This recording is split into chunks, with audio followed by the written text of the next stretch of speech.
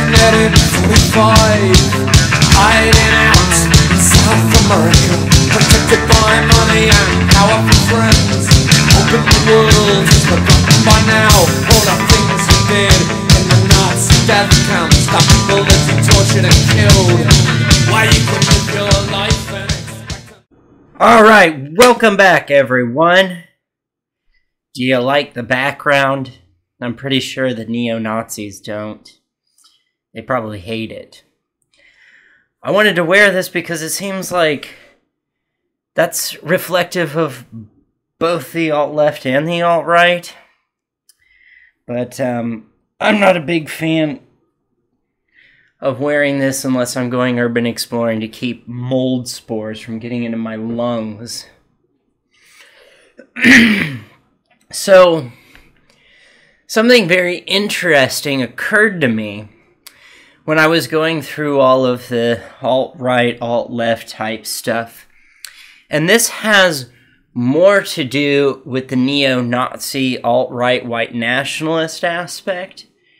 And I find this to be a weird coincidence, kind of a parallel, a simile.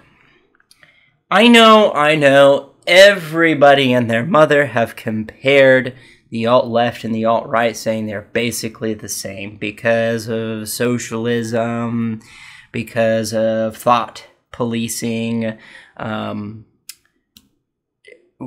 language policing, taking down of historical artifacts, trying to rewrite history kind of thing, trying to stop insurgency and silencing it. And you got people saying, well, that's not authoritarian, and it's like, well, it doesn't matter if you don't like that word, that you don't want to be considered an authoritarian, but if you're telling people how they can think and how they can act and how they can talk, not necessarily so much how they can act, but how they can think and how they can talk, you are an authoritarian, believe it or not.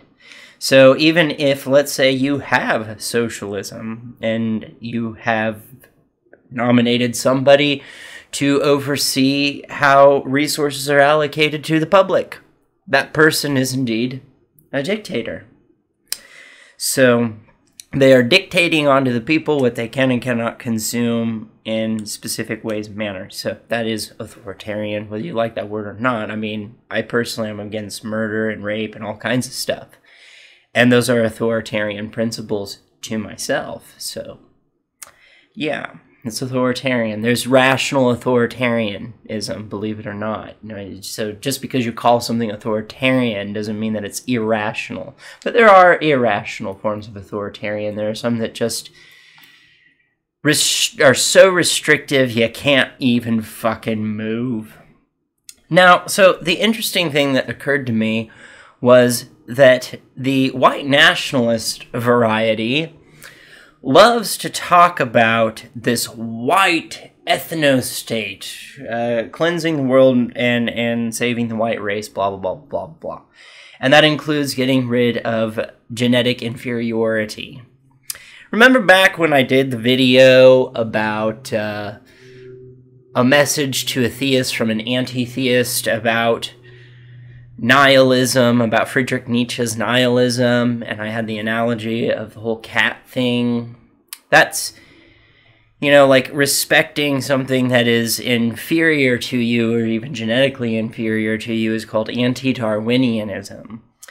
And I am an advocate for anti-Darwinian societies. Like, I think we are actually closer to obtaining an anti-Darwinian society than we are obtaining, like, some of these other political philosophies that are going around. Obtaining an anti-Darwinian society would be wonderful, and it wouldn't necessarily mean that we would be free of problems. Of course we wouldn't be free of problems, but it would mean that the lowest common denominator would be able to live a very satisfactory, fulfilling life. And even the animals that we have taken in under our care are living much longer, healthier lives because of veterinarian science and how we have changed their dietary needs.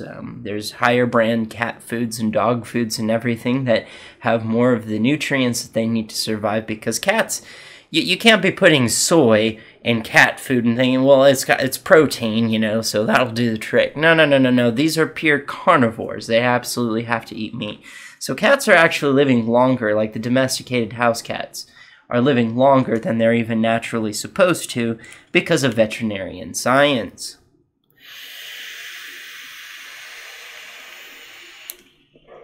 So, what do the white nationalists want to do? They want to isolate a specific pattern of genomes. So not only are we getting rid of what they perceive as genetically inferior, they're trying to get rid of that. They're trying to get rid of it. So there's a big problem with that, is that you're isolating a specific genome. And when you do that, you're getting rid of genetic diversity.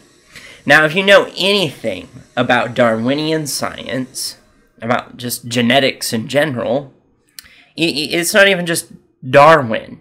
The Human Genome Project will tell you the same thing, that lack of genetic diversity is very deadly and dangerous to any species.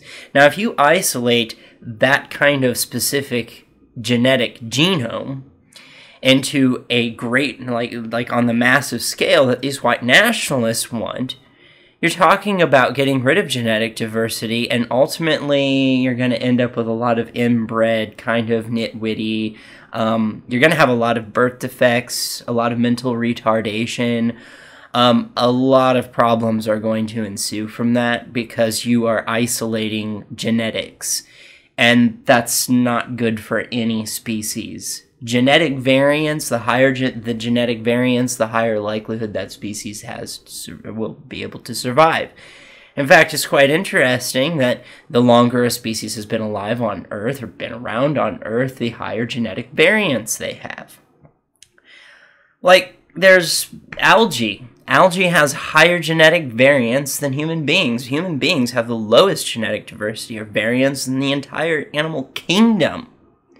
So isolating a genome is not a good idea. That's a really bad idea, and it's something that we can call Lysenkoism, or Neo-Lysenkoism if you like, which the alt-left has already participated in. There is a content creator named King Crocoduck, who mostly focuses on physics and science, but he did a series about Neo-Lysenkoism coming from political venues.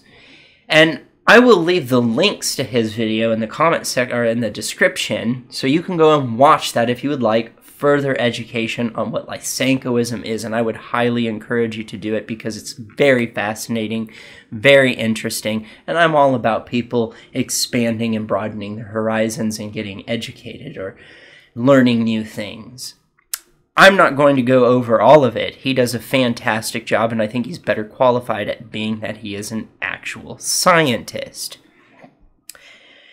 And I'm not. I just kind of philosophize about certain things and just kind of put my opinion out there because I guess I'm kind of a shitlord. Now, see, the thing is, like, I would say that Lysenko, it was the name of a guy. Well, here, I'll just show you this right here.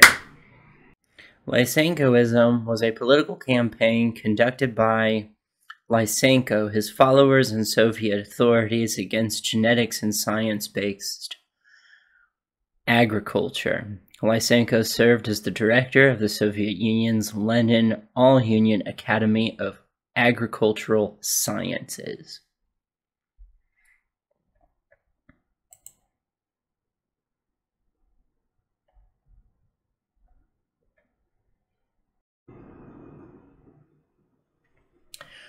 Alright, so now that we've watched that very short clip of my reading of Lysenkoism, so Lysenkoism is the denial of science because you want it to support your need. Now, in the Soviet Union and Communist Russia, Lysenko wanted to dismiss anything Darwinian science because they wanted to absolutely believe with every fiber of their being that things can exist communally, even within nature. So he told everybody to grow their crops close together, and with anybody that spoke out against it, they were thrown into the gulag or killed. I know this happened under the U.S. or the Soviet Union and moved over into communism. So I know that Reverend Aaron Punks for Progress is an anarcho-socialist, not a communist, but we are talking about communism.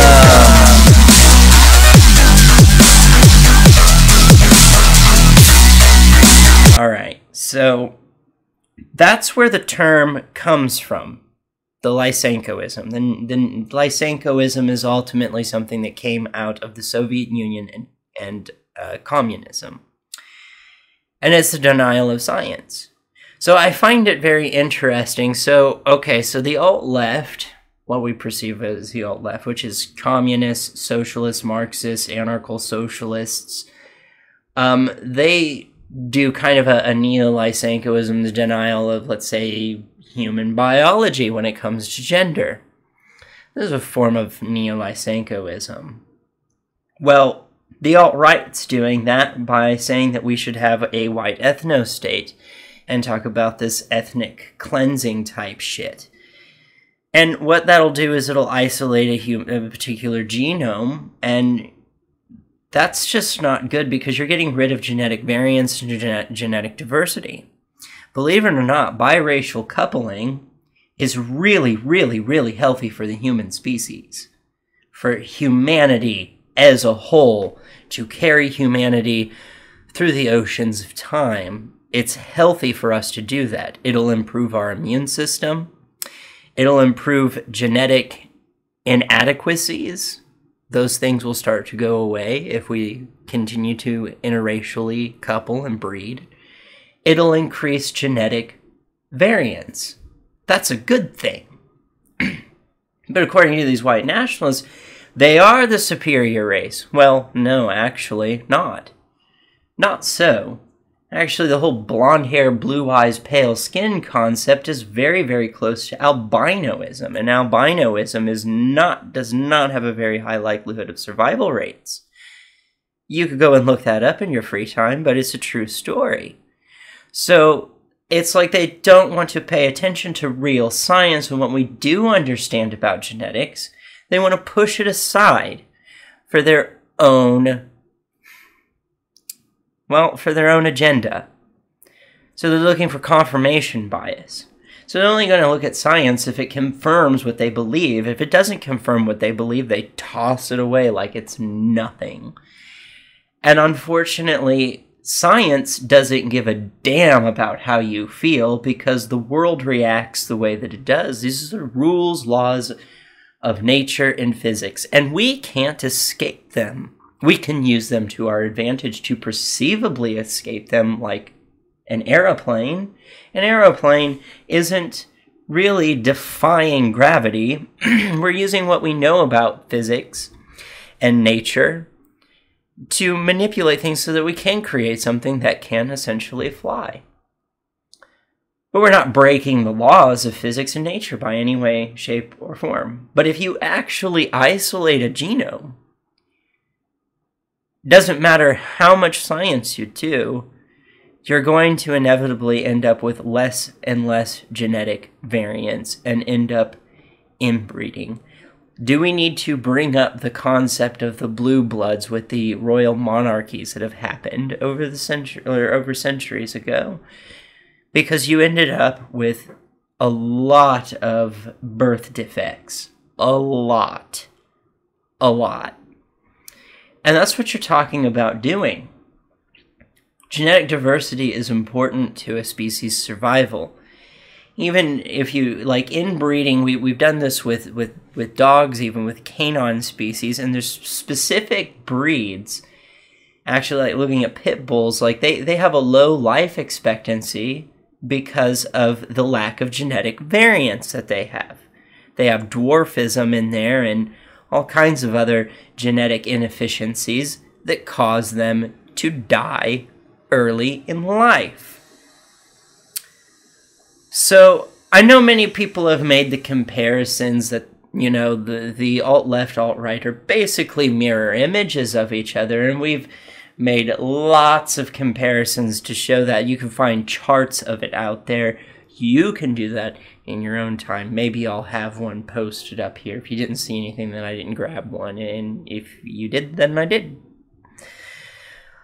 But this was one that I don't think what has been brought up before is Lysenkoism. Because the alt-left and the alt-right are both guilty of it. So that's another thing that you can chalk to the list of communism versus neo-Nazi fascism. It's almost all one and the same. And I won't get into the economics of it. We've been there, done that, whatever. I've showed you that the National Socialism, Hitler's fascism, and Mussolini's fascism is actually kind of centristic. It is a dictatorship. It is in the authoritarian upper hemisphere, but it's between the left and right because it has elements of socialism and elements of governmental authority and power. Economics is not a government system. It's an economic systems are different than political philosophies. So I just found that strange, and I wanted to point that out to the white nationalists out there, to the alt-right, that if you isolate genomes, you will not be doing the human species a favor in any way, shape, or form. Actually, biracial coupling helps. Well, it helps improve genetic diversity. It really does. I know you don't want to hear it. I know you don't like it. But guess what? The white race is not the master race. So far, none is. In fact, I would say that probably biracial people are closer to being a master race than whites. So I don't like the idea of a master race, though, because I'm for anti-Darwinian society. So that means that I'm putting in a deep amount of humanitarianism. And I think humanitarianism is something that's important and does not need to be lost. So, well, I will leave you with your thoughts. I'm sure I will get lots of nasty, mean comments in the comment section, but that's okay. Go ahead and put your comments in the comment section below. Like, share, subscribe, hit the bell button on any channel you're subscribed to. And with that, I'm out.